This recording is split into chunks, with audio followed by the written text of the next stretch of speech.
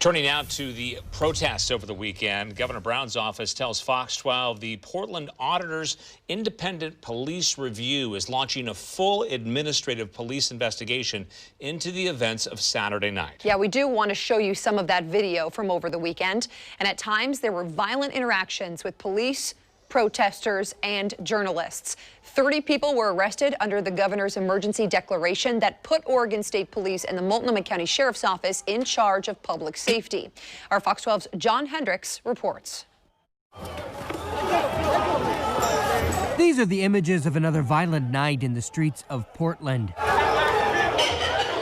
This is from over the weekend as demonstrators and police squared off. Covering all of this, photojournalist John Rudolph. Mr. and Mrs. Joe Portland aren't going to know what's going on unless we tell them. He says during what he calls a violent arrest he was documenting, he was pulled from behind and thrown to the ground. I was abruptly flung backwards by one or two cops and knocked over. Very, very suddenly, very quickly. His experience just one of a handful reported that night. It's very concerning. It's a normalization of things that 5 years ago were extremely rare. It makes me very frustrated.